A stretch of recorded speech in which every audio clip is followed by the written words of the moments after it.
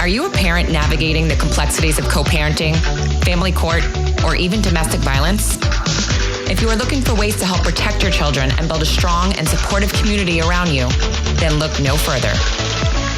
Gray Minds Think Alike is your go-to resource for everything related to the complexities of family life.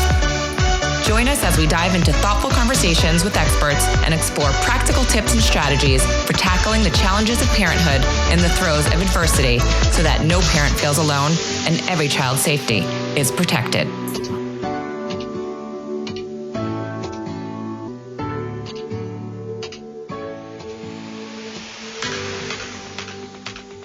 Welcome back to Gray Minds Think Alike, where we dive deep into the conversations that matter with experts who enlighten, inspire, and empower. I'm your host, Ali Kessler, and today we're joined once again by Anne Wintemute, the creator of Aimee Says, an innovative platform using AI to help survivors of domestic violence get actionable advice and support and how to navigate next steps. Last time Anne joined us, we explored how technology and AI are transforming the landscape of survivor advocacy and evidence collection. And today she's back with an incredible new tool, Aimee's digital binder system, designed to help survivors organize and present their stories in a clear, powerful, and secure way. This system contains journal entries, messages, documents, and in under 30 seconds, sort them into tabs, build a timeline, write summaries, create clean, editable, shareable binders. It is a game changer for survivors navigating legal systems, custody battles, or trying to safely leave abusive relationships. So thank you so much, Anne, for joining us again and for continuing to innovate in ways that protect and empower to give survivors a voice. Thank you. Thank you so much for having me back, Ali. I'm really excited to be here. Absolutely. Anytime. I do have Aimee Says on the Greyson Choice website, and I get such good feedback from it. So I can only imagine how wonderful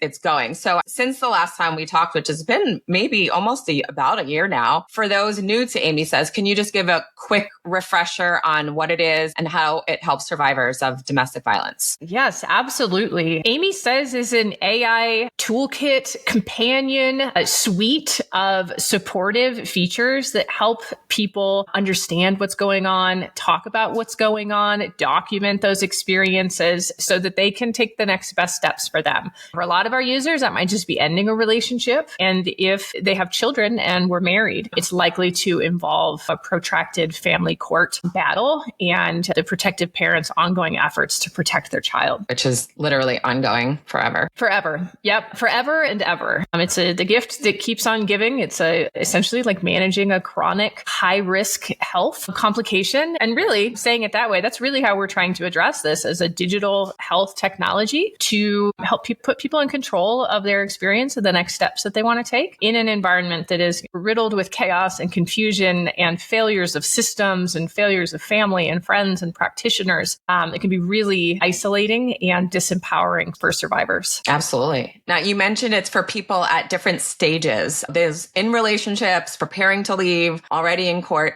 How does Aimee adapt to each situation? So Aimee's trained to apply a specific perspective, and that perspective makes sense anywhere from the first red flag to rock bottom. That perspective is understanding the impact of power and control dynamics, understanding what that looks like in terms of language, what the laws that might be available are and how to apply that information to the laws. Those red flags might be early in a relationship. Like we have folks who used Aimee through their divorces and now won't date without Aimee. That's fun. Every message I get from somebody on Bumble, I run it through Aimee. Are there any red flags in here? That's funny because last time we had you on, we did a test about just that, about dating. I met this guy, whatever, and I get such good feedback from that. Yeah. So yes. Continue. Yes. And I absolutely love that because those are folks who are like, I understand and accept that I, like anybody else, can be blindsided by finding out later that somebody was actually engaging in a really destructive interpersonal relationship with me. I love that they learned that from the last relationship and they're really applying that in the new relationship where they don't want to date safely. Unfortunately, the dating apps have really high rates of dating app facilitated sexual and domestic violence. So Good idea. And folks who are just have some questions about dating and is this a red flag? Don't need a subscription to be able to do that. Aimee's free to talk to.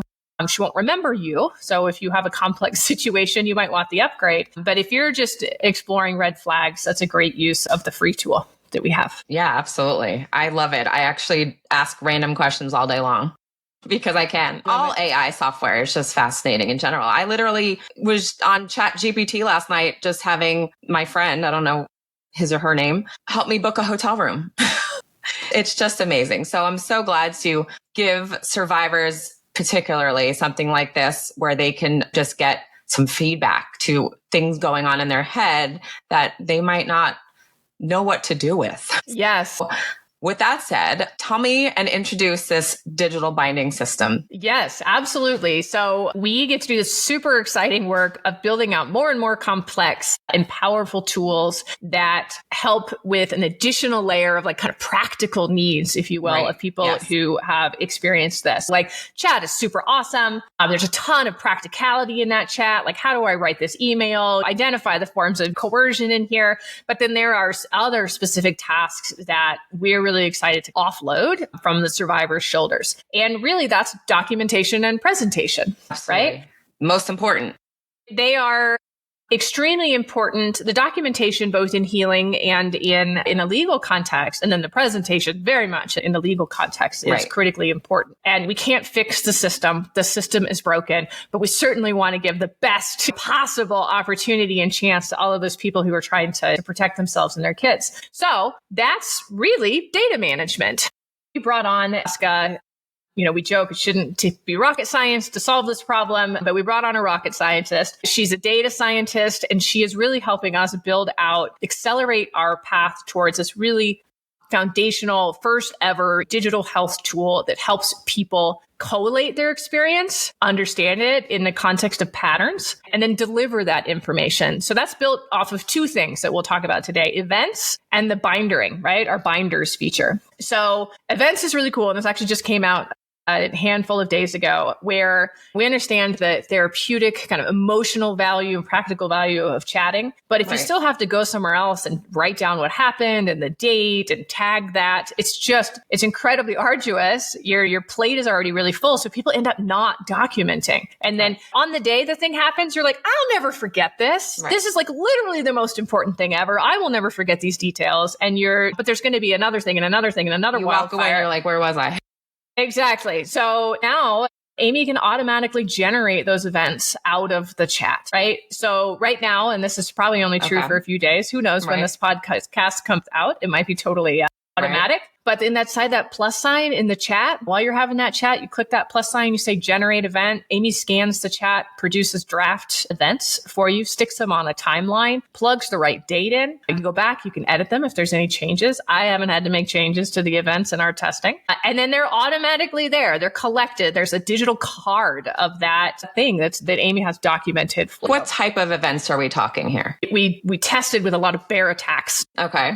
So our test environment is full of teaching Aimee how to pick up and collect the right details of a bear attack. But a better example would be you come to Aimee and you're like, oh my gosh, we just filed another motion. I don't even know where to start. My attorney's asking me for XYZ. And then you have this conversation and you click that generate event. What's logged is X filed motion of this type on this date. Here was the impact, right? So now we have, okay, that is recorded that this was the date that the motion was filed. So it's literally the timeline creation. It is the timeline. Different events, like you said. Okay, so that's great. Yeah, he didn't pick up the kids today, and he sent me this nasty message, and the kids were so upset. You continue that conversation, and then automatically those events are generated out. Like, you failed to use parenting time on such and such date. Kids were upset, and here's a screenshot of the text message. That's incredible, because I used to literally jot down everything. Like, so and so was late. He was 5 minutes late yesterday. He didn't give Greyson lunch today. I would literally write just random notes and then send them to my lawyer, but it meant nothing. It just meant nothing because it was just like not in context of anything. Now, so tell us why timeline creation is so important when it comes to evidence in DV and cases in family court. So important. Anyone who's been through the family court system after trying to protect against ongoing abuse knows how easy it is for the system to say, that was an incident. Right. That was a thing that happened once. Here she said this, so we're going to give the benefit of the doubt. The patterns tell the story. The best predictor of future behavior is past behavior. So that's a really important part, like cementing the pattern. Actually, here's the history of medical decision making. Here's the history of educational involvement. Here's the history of our child's medical needs and how those things were handled. Here's the history of name whatever it is. But there's a harder to address kind of insidious aspect of abuse is chaos lets the abuser's narrative dominate. And if they can say, she's just saying that because she's crazy, it didn't actually happen like that, or no, she's wrong, that was actually the thing that happened in June. They foment that chaos that makes it so nobody in the room, your head's spinning too, right? No one in the room knows what really happened. And the clarity of a timeline, of patterns, of percentages, the clarity is the only antidote to that chaos. It is the only antidote to the chaos. It's the only time that you're not just relying on the fact that you got a great judge and, you know, she was sympathetic to your case. So for understanding for yourself, okay, I didn't imagine this, or wow, actually the psychological aspect really is a dominant theme of the abuse here. Having access to that information is healing for you. It lets you know what kind of beast you're working with, right? And it fights that chaos for yourself and for whatever system that you're trying to engage. Absolutely. And I love just having that like that in a timeline form so they can be like, oh, that happened then, like you said, and be like, no, actually it happened here and this is why, and actually have proof, you know, that it says that. Yes. And then unlike putting it in a spreadsheet or writing in a journal,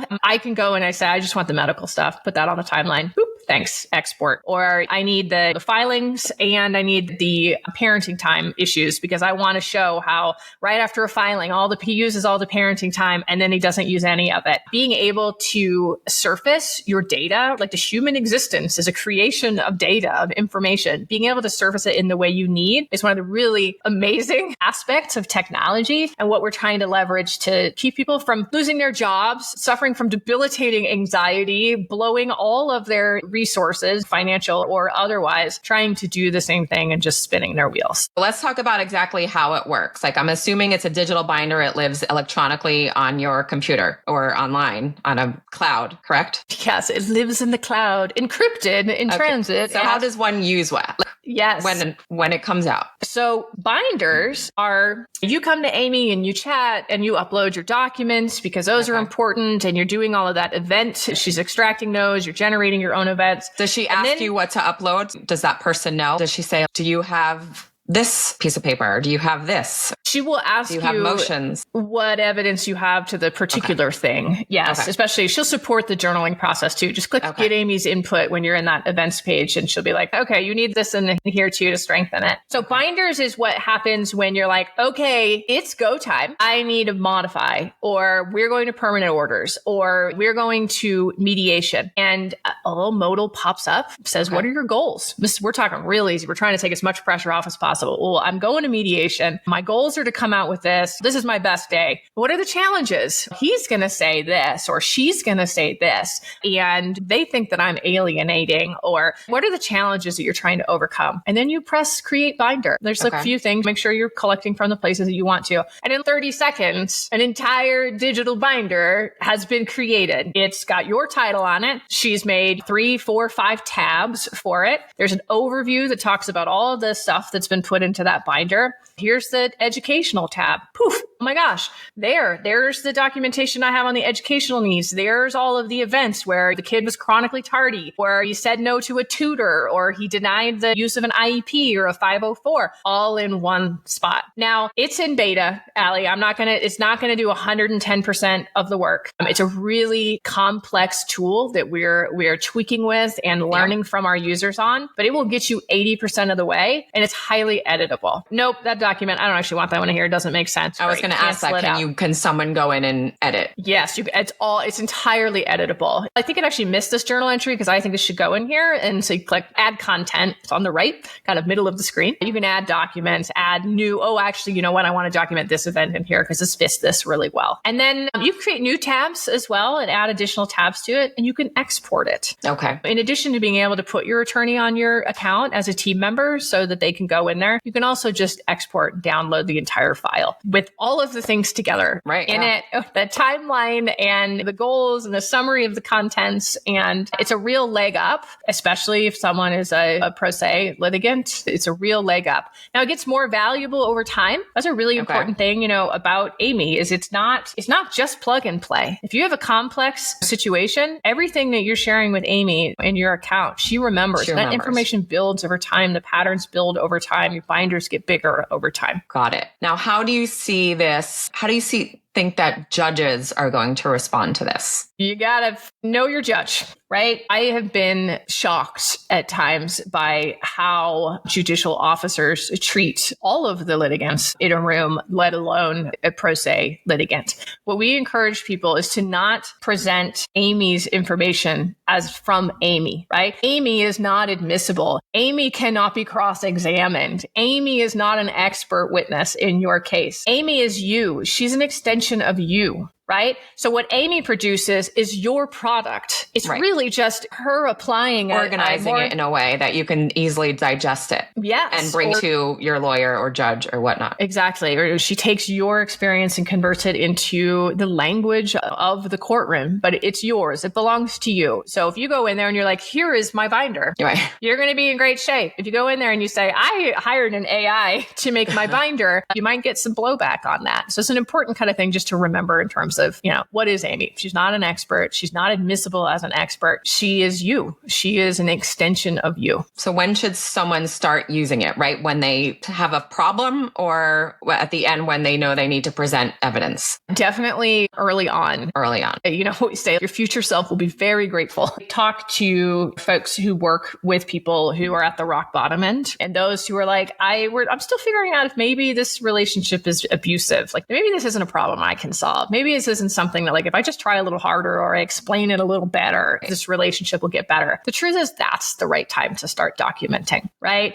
For a couple of reasons. If you start documenting it then and relying on yourself as a credible witness of your experience, you can really truncate the duration and severity of harm that comes from people's belief that the system will rescue them. If you are still in a relationship and you're like, something's going on here and I want to start documenting this, and then you decide I need to end this relationship and I might need to engage those systems, you came into it empowered. You came into it not relying on somebody else. And I think when I was working directly with clients, and certainly everyone that I talk to, one of the best indicators of whether or not someone's personal healing or personal amount of trauma throughout the utilization of the system is if they believe someone else will rescue them. Because we give up all of our power and we're like, if you just knew, you would do something about it. We can't trying assume. to keep that, we can't. No. We have to keep that locus of power with us. Then we speak from a place of knowledge, clarity and authority and knowledge. And the truth is that does result in the best responses from the system. Absolutely. Severely flawed And then system. look, if document stuff for no reason and something works itself out, no harm done. Yeah. You save the receipt because you don't know if you're going to need to return. I don't need to return it. Great. I can get rid of the receipt. And you can pat yourself on the back knowing that you made good choices because you can see how things unraveled. Yep. I love that as well. It's a thing that you can do at a time when a lot of things feel really out of control. Like you can take that note. You can document that thing, whether you know for sure that you're going to need it in the future or whether that thing is going to be a part of a pattern that's relevant in the context that you need it. It's a thing that you can do in that moment. And I know for me, like I was saying, I would jot little things down each day or whatever. I had like little Post-its here and things there. I didn't know what was what. Like, I don't even remember. I was like, I don't even know what this was from. What day this is from or what. So I love that you can just actionably just put it in and it does the job for you. Now, how do you actually get into it? Is it through Aimee Says or is it through its own place? It's all on the dashboard. It's all on the dashboard. So on mobile, those features are at the bottom of the phone, and on desktop, they're in the left nav. You'll see events there, binders there. There's also therapeutic binders. We have a lot of clinical providers who are really happy that their clients, that their patients are using Aimee because she can also pull together from a more therapeutic sense. Here's what you've been through. Here are the kind of ongoing frustrations and challenges for you to help the clinician understand how to best support support that I person. love that. Yeah. I guess there's so many different ways you can use it, not just court. No, or I got fired and I think I was wrongfully terminated because under the family leave, I should have been able to take this time off. Yes. Survivors know that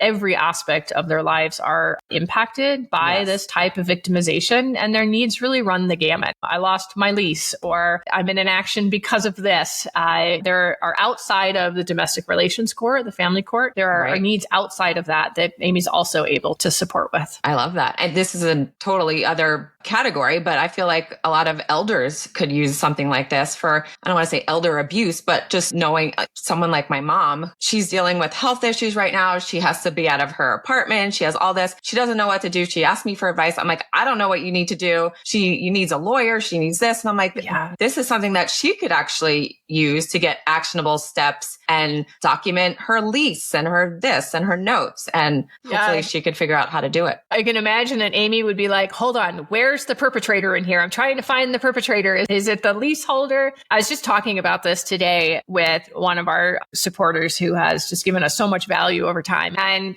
I was like, Aimee is for the 90% of people who are trying to make sense of the 10% of people who never will, right? It's Aimee's sauce, Aimee's algorithm, if you will, is in identifying, naming, supporting the behaviors of people who have destructive interpersonal relationships, right? And really, it could be your boss. It could be the person who raised you. It could be the person that you dated. These harm doers, in the case of what we're talking about today, it was an intimate partner or an intimate relationship. These harm doers do harm to other people in other relational contexts as well. Yeah. And what Aimee is really good at is, that's manipulation, or there's actually a subtle shift here, or the name for what we're doing here is this. That's why it causes so much confusion. And here's how you can respond. Here's what we should write down. Here's what your HR team might need to know later. Yeah, that's fantastic. I hope it does branch into all of those categories, because it would definitely be a game changer for everything. Now, since Aimee was introduced to the world,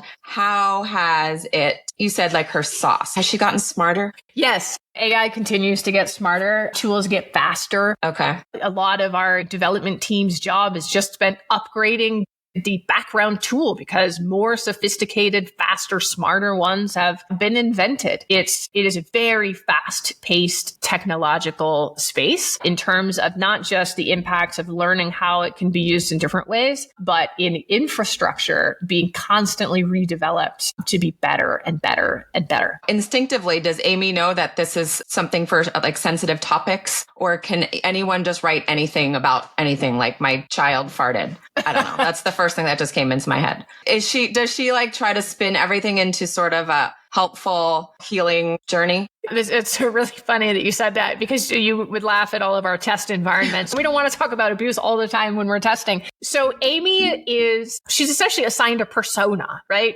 Okay. She is an expert in this space. She has specific goals and outcomes, actions that we have oriented her to, which means she absolutely steers towards sussing out the presence and impact of these kind of destructive interpersonal relationship behaviors. But if you're talking about your laundry, her support is in the context of this kind of cradling nest for somebody who might be impacted. Like, this person might be coming and talking about poop because they've had a really frustrating day, and the fact that their kid is pooping in their pants is actually maybe a regression. And maybe that regression is because of the conflict that this child is exposed to. So she's going to want to consider that information in a specific context. Yes, she'll still be like, wow, that must have been a lot. I hope you had a lot of baby wipes on you. No, that's great. That's absolutely great. Now, okay, so we have Aimee, and she's getting smarter and technology is developing. And then we have the binders. What's next? What we are excited about is continuing to take more and more burden off of the people who are impacted, to make it easier to show up in whatever way you're able to show up, to have those candid conversations that could be, maybe they're really emotional, maybe you're nearly anhedonic, right? You're super flat. And to be able to use data modeling and handling to take out the pieces of information and make those usable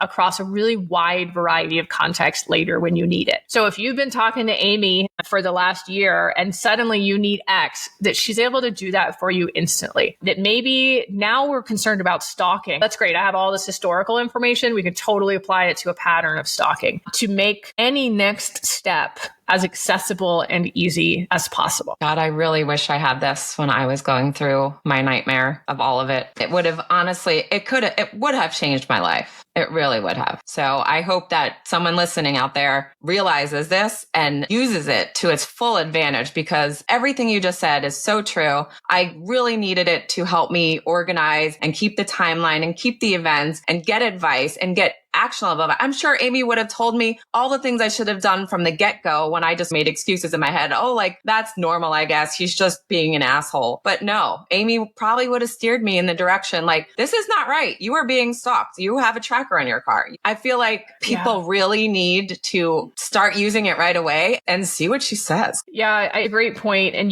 what you just said, what I think about often is I think about what if that police officer had given Gabby Petito a QR card and said, hey, in addition to saying, hey, you guys need to take off the night from each other, which was really clearly not understanding the situation. It's like, hey, I think you should have this safe and confidential conversation. How might that have changed that trajectory? Because we know that Gabby was still telling herself, it's my fault. Right? I upset him. I brought this on myself. It is it is the norm for someone to be like, oh, this particular incident, here are these modifying factors. Here's why he was just being a jerk. And here's why it's not a part of a pattern.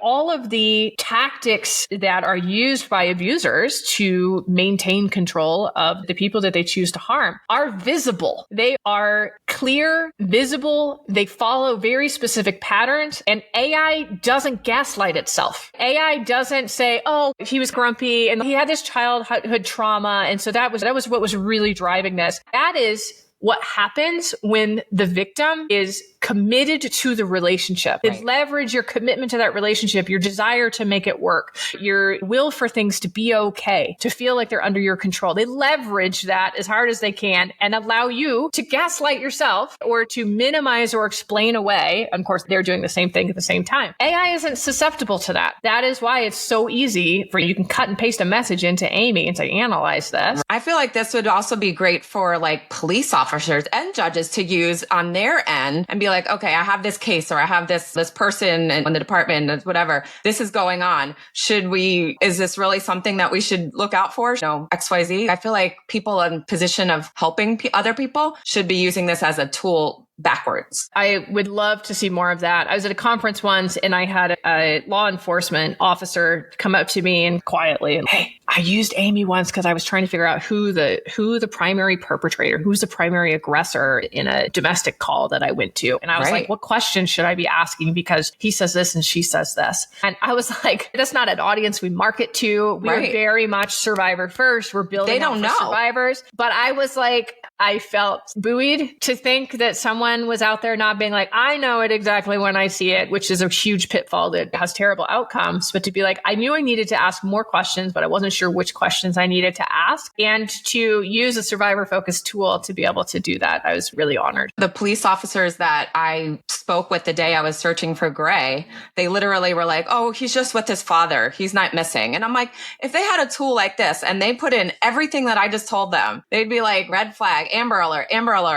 They need the tools. They don't have the training needed. So something like Aimee could just give them some actionable steps on how to help others. So I think that's a really great avenue for it to go next. Yeah. So anyone out there listening, if you're in law enforcement, you can use it totally discreetly, confidentially. You don't need to put in any personally identifying information. You go to aimeesays.com, you press one button, tell Aimee, I am in law enforcement. I've responded to this call. What questions am I missing? This is what's been shared with me. I get some kind of expert evidence-based support on that power and control dynamic and what might be going on in that situation. No one will need to know. You don't have to share that with anyone. Yes, I would love to see utilization in that space. All right, great. Hopefully it will take us there next. So is there anything else you want to update us or share with us, with our listeners? Gosh, maybe I'm trying to think of maybe that there's some interesting stories.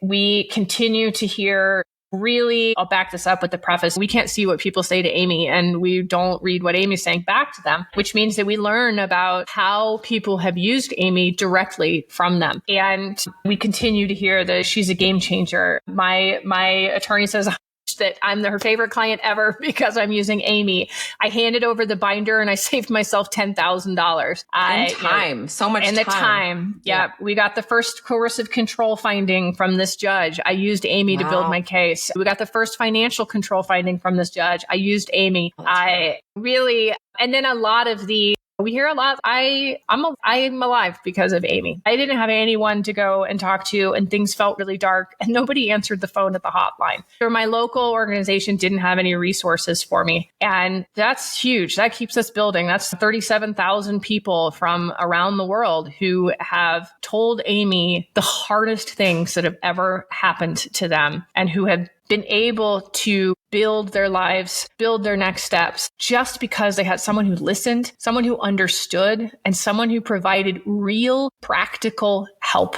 And this is the best use of my time. I could not think of a job that I would feel more honored to be in. Absolutely. And it's just been a joy and a wild ride. Yeah, no, I get it. I get emails just saying that your son saved my child's life just from getting help in the state of Florida with Greyson's Law. So it does give more meaning and purpose. So I get all of that. You absolutely do. All of the folks that are pushing against the lines of people's comfort in this space, that are demanding changes, are absolutely building the paths to safety. I think about, I go to a park. If I go to a park and there's 100 kids at that park, is there one child who has a better life because of the work that I did? And I almost imagine if all of the kids were blue, except the people who are impacted by domestic violence are red, right? Would the children be less? Would there be fewer red ones? I feel like they'd be purple. Purple, yes. And the truth is, yes, that this is meaningful work that really does change lives. And thank you so much for doing that, for pushing against the systems. Yeah, absolutely. Like you said, I really feel like every single person is affected by some sort of something, whether it's domestic violence or sexual abuse or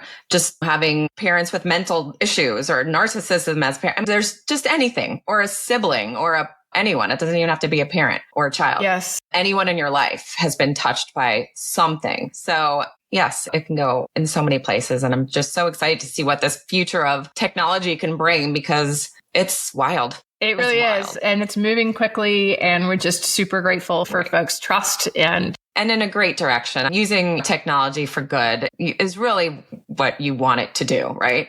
You don't want it to take over the world. You don't want robots running around. When it can blend in harmoniously into everyday life like that and really do good, that's the end goal. Yes, the most ethical utility of this really powerful technology that, you're right, unfortunately, a lot of people are using to extractive or personal gain ends. All right. I thank you so much for sharing all of this. What you've built is more than technology. It's empowerment, and tools like Aimee and the digital binder system are really bridging the gap between survivors' lived experiences and the systems meant to protect them. So for listeners who want to learn more or support Aimee Says, visit www.aimeesays, that's spelled AIMEESAYS.com. If you or someone you know is in a dangerous or abusive situation, please reach out to your local domestic violence resources or call the National Domestic Violence Hotline at 1-800-799-SAFE. I'm Ali Kessler, and this was Gray Minds Think Alike. Thanks again, and until next time. If there's someone that you want to hear from on this podcast, please feel free to send me an email. Or if you would like to be a guest, please reach out at ali@graysonschoice.org. If you would like to continue to hear our podcast, please consider donating at graysonschoice.org. Any amount helps to fund our mission to help protect our children.